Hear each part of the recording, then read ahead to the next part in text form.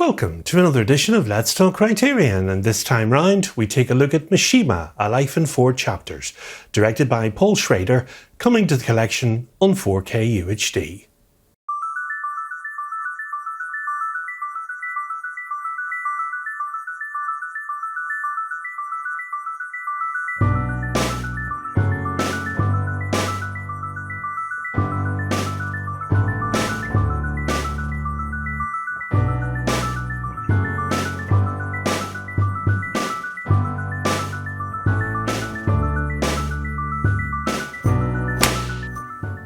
Paul Schrader made his name primarily as a screenplay writer.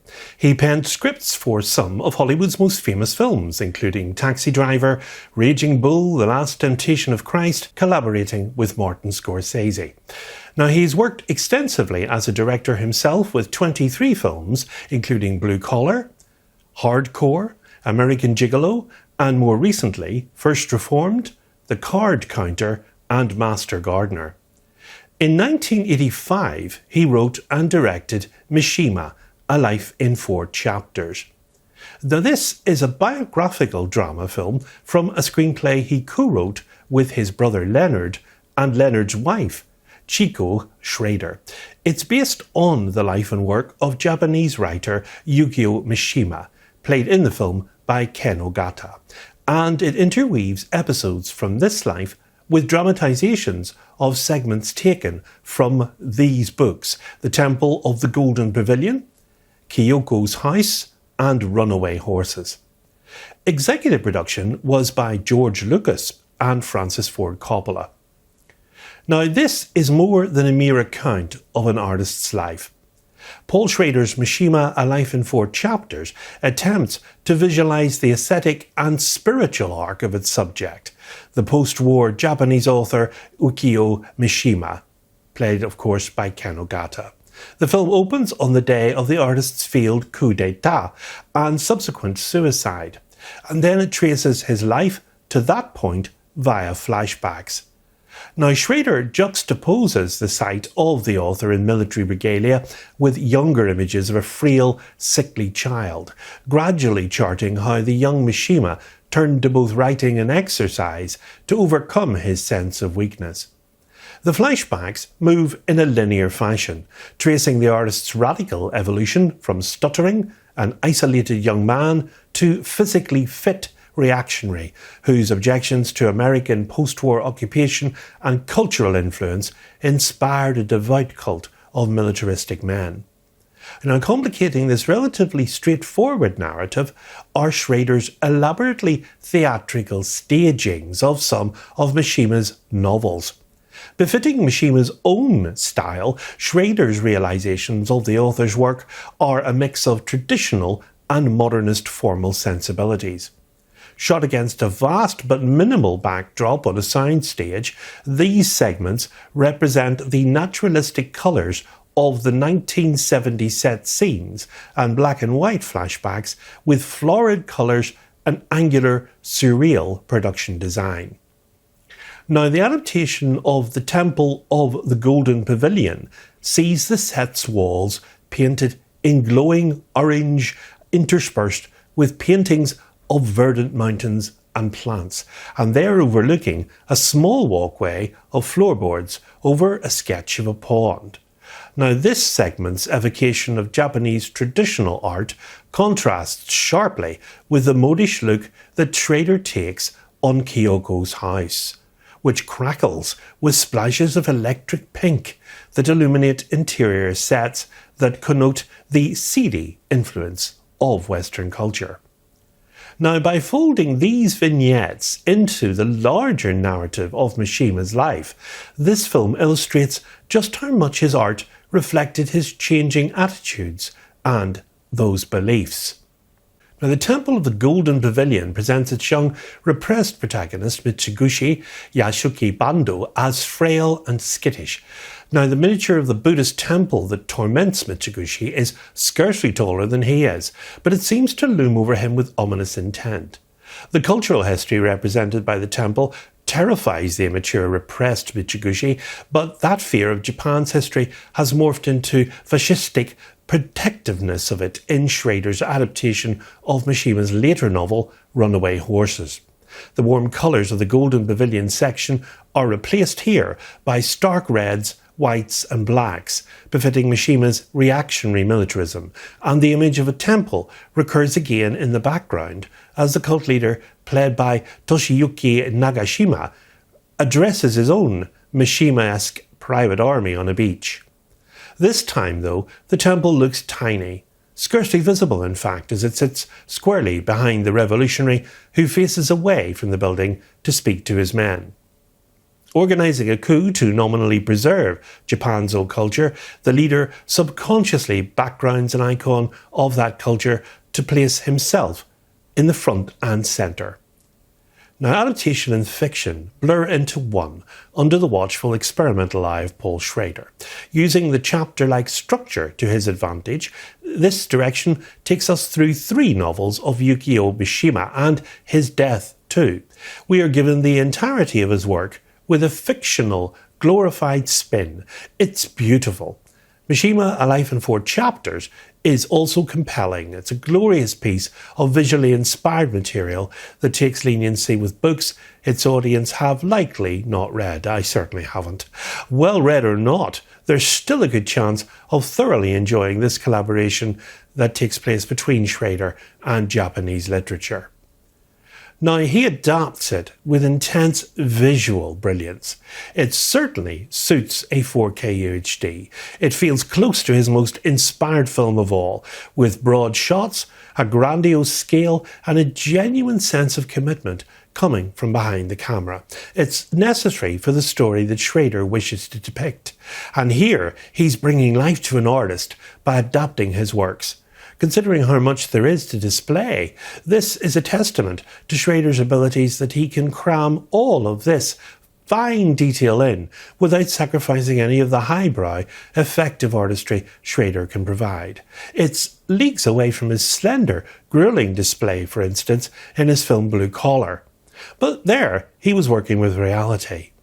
Within Mishima, A Life in 4 Chapters, he's allowed instead to craft something where even reality feels like it's dramatic fiction.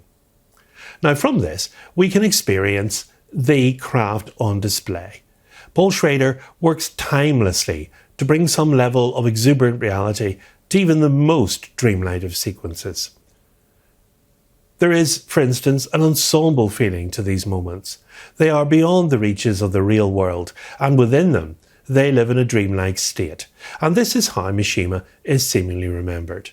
But not just through his written work, but also through what people actually thought of him, and how they project his image onto fiction. He is displayed as a man out of time, a man who lived free and who died the same way. And Schrader is one of the few who could have captured such a deeply entrenched living. Now, Criterion's 4K and Blu-ray release of Mishima affords the 1985 film a 4K restoration from the original 35mm print, and this provides a fantastic backbone to this release.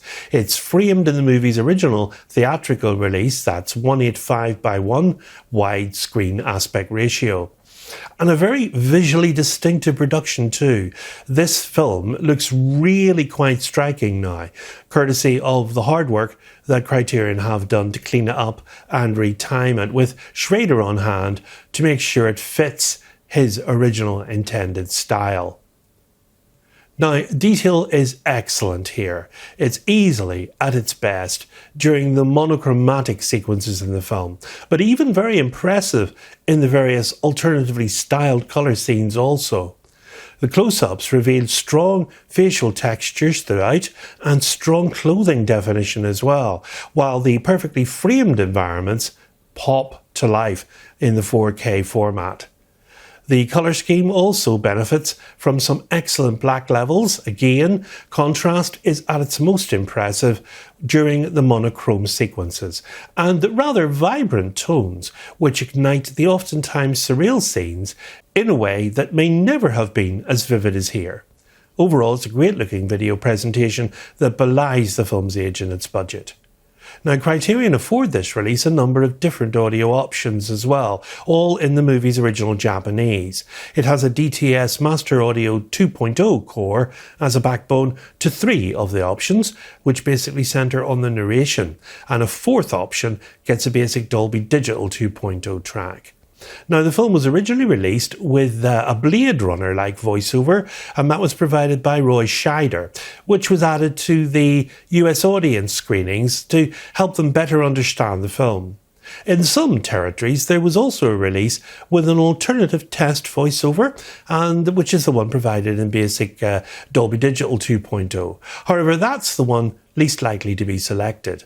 Of course, there's the option just to watch it with no voiceover at all, which is what the disc defaults to. Now, all of the lossless tracks afford strong reproduction of the dialogue, clearly, and with prioritisation across the sound array, whilst nominal effects bring forward everything from tweeting birds in the background to noisy streets.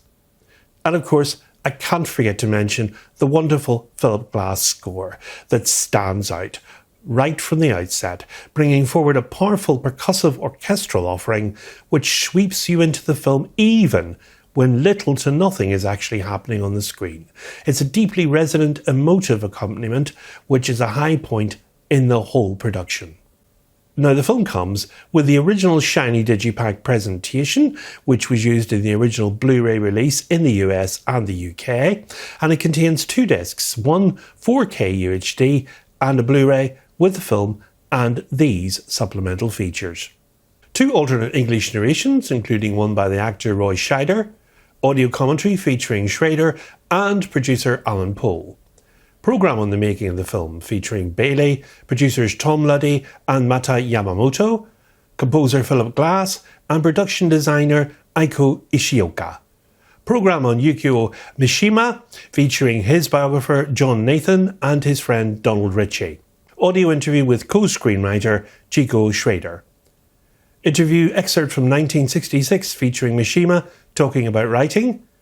The Strange Case of Yukio Mishima, a 1985 documentary about the author. A trailer and an essay written by the critic Kevin Jackson, and a piece on the film's censorship in Japan, and the photographs of Ishioka's sets.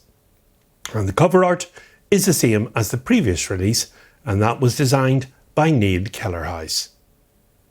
With its rich cinematography by John Bailey, exquisite sets and costumes by Eiko Ishioka, and unforgettable, highly influential score by Philip Glass, Mishima, A Life in 4 Chapters, is a tribute to its subject and a bold, investigative work of art in its own right.